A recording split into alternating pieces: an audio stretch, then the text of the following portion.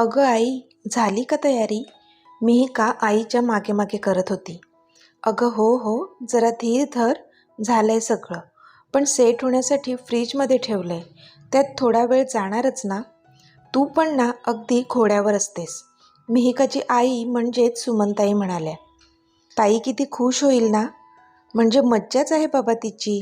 रसमलाई, आ हा हा, तिची मोस्ट फेवरेट डिश, आणि ती पण तुझ्या हातची. अगदी प्रेम कुठून कुठून भरलं असेल ना त्यात. मिहिका नाटकी स्वरात म्हणाली. आता तुझी नौटंकी झाली असेल तर जा बघ तुझी ताई उठते का. आता घड्याळात 11 वाजलेत म्हणावं, आई म्हणाली. मी नाही जाणार बाबा, तूच जा. त्या वाघाच्या जबड्यात हात घालायला मी काय वेडी वाटले का तुला? मिहिका तोंड बारीक करत म्हणाली. तू अजून किती घाबरणार आहेस तिला? आता कुठे आली आहे ती? 3 वर्षांनी तिला समोर पाहते. आता नसेल एवढी चिडचिड करत. तिथे लंडनला राहून इतक्या वर्षात नक्कीच बदलली असेल. आज ती आली आहे म्हणून मी ऑफिसला नाही गेले. थोडे दिवस घरूनच ऑफिस सांभाळेन म्हणते. तू जा आधी तिला उठवून आण, सुमनताई बोलल्या. तशी मिहिका कचरतच तिच्या ताईच्या बेडरूमकडे गेली. मिहिकाने दरवाजावर नॉक केलं, पण नो रिस्पॉन्स. तिने 2-3 वेळा नॉक केलं, पण तरी काहीच रिस्पॉन्स नाही. शेवटी दार आत लोटून ती मध्ये गेली. तिने आवाज दिला, ताई? पण नाही, समोरून काहीच प्रतिसाद नाही. ती दबकतच तिच्या बेडपाशी गेली आणि तिने हळूच तिच्या ताईच्या डोक्यावरचं कम्फर्टर बाजूला केलं आणि आवाज दिला, ताई? तशा 2-3 उशा तिच्या तोंडावर येऊन धडकल्या आणि चिडचिड करत युविका उठली. बिचारी मिहिका मात्र दचकून मागे सरकली. तर ही आहे आपल्या स्टोरीची हिरोईन, युविका सबनीस.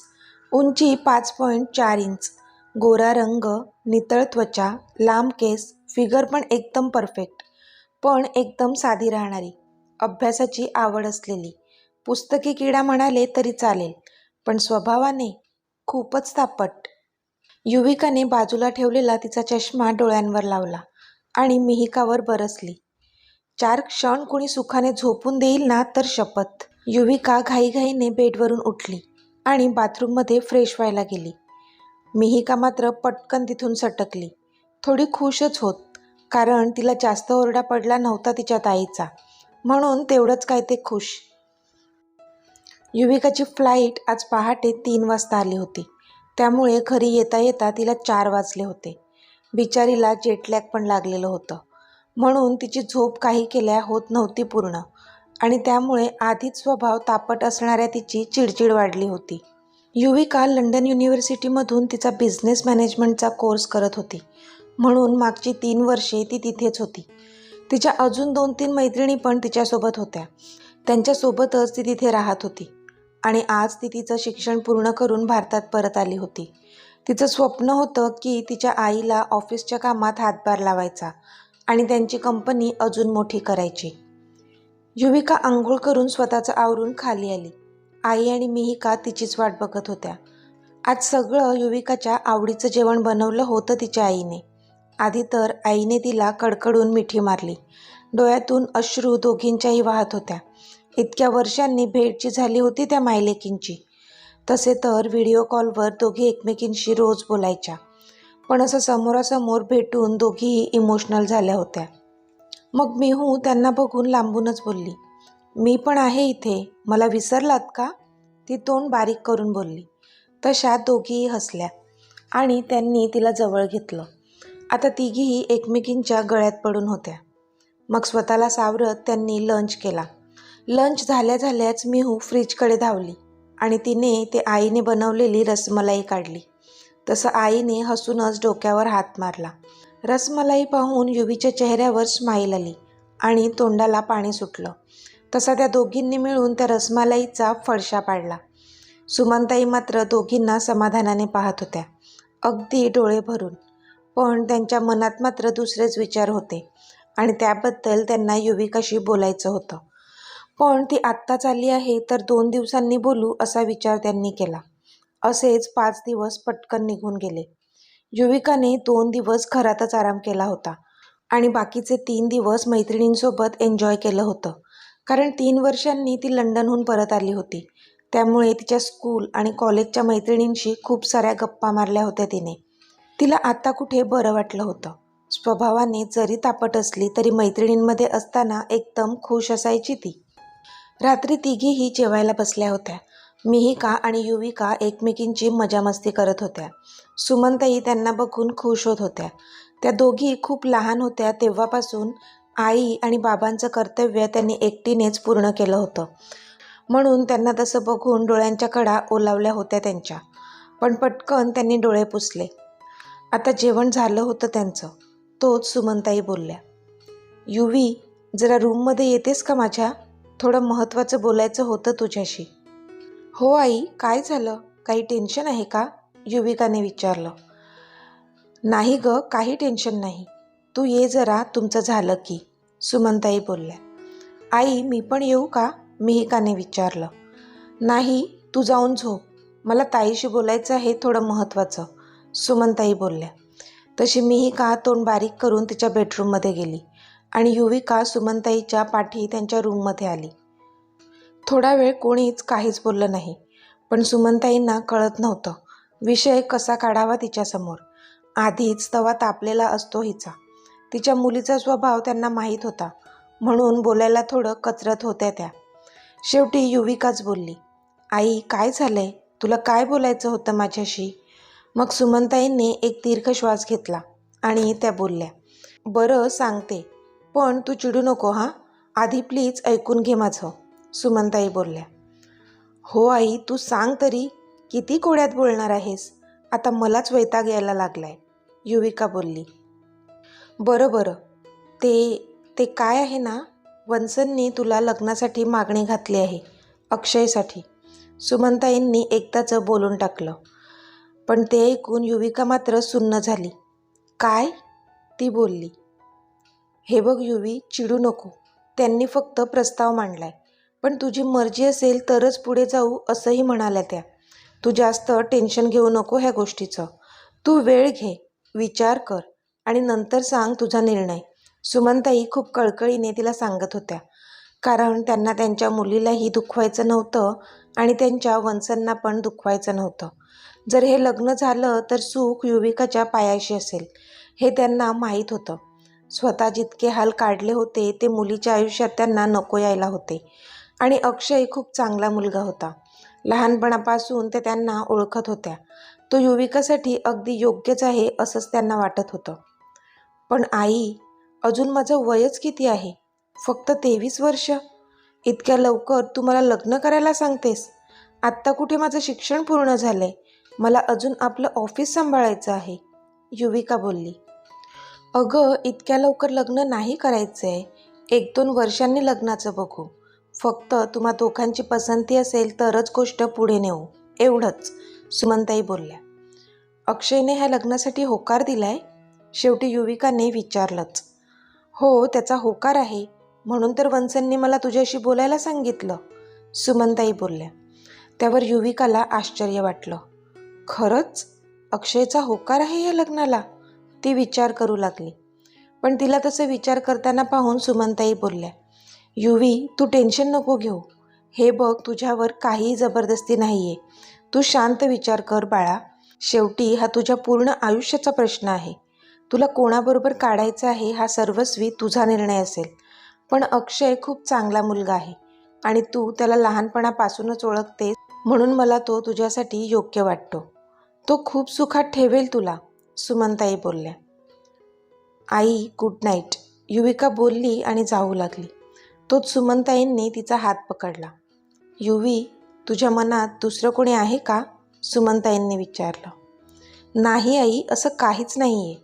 पण हे सगळं एकदम असं अचानक झालं आहे, म्हणून मी थोडी डिस्टर्ब झाली आहे.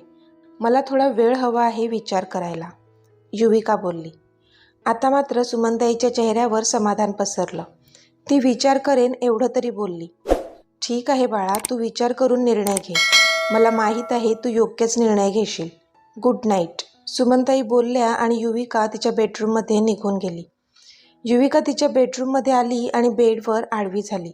तिच्या चेहऱ्यावर आपोआपच एक स्माईल आली. अक्षय आणि मी? खरंच? अक्षयने लग्नासाठी विचारलंय? तिला विश्वास बसत नव्हता. तिला खूप आश्चर्य आणि आनंद दोन्ही एकत्रच वाटलं होतं जेव्हा आईने तिला अक्षयबद्दलच्या लग्नाच्या प्रपोजलविषयी सांगितलं. पण आईसमोर तिने तसं काही एक्सप्रेस केलं नाही.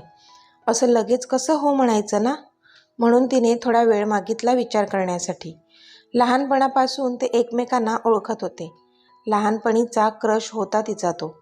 भावला भावलीच्या खेळामध्ये पण प्रत्येक वेळी तिला तोच नवरा हवा असायचा. मधल्या काळात खूप सारं बदलून गेलं होतं.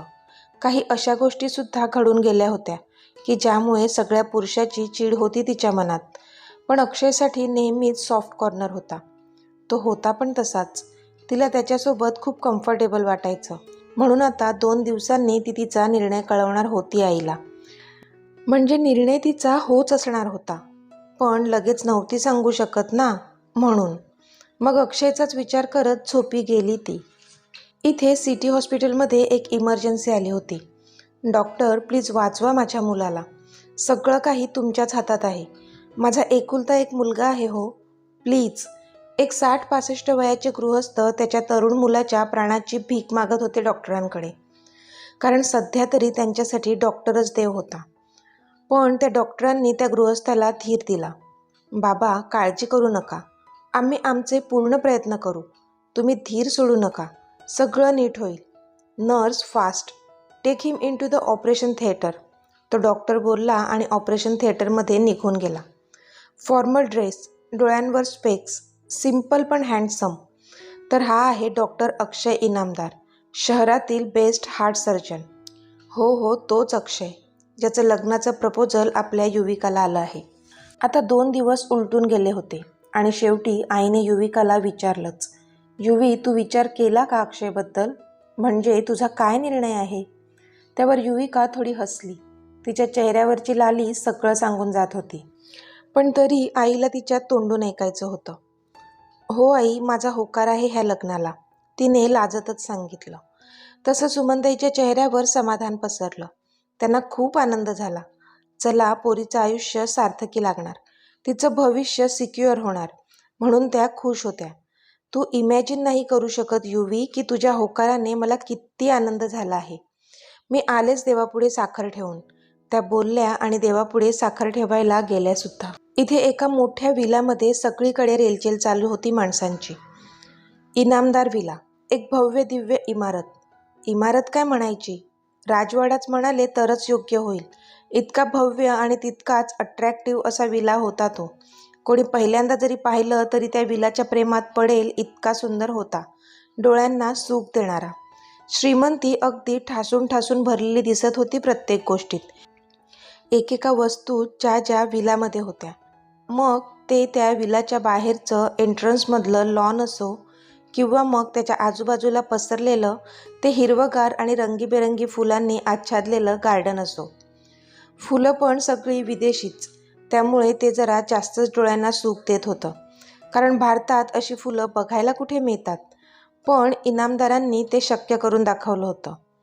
असो, तर या इनामदाराच्या घरी पुढच्या आठवड्यात एंगेजमेंट होती.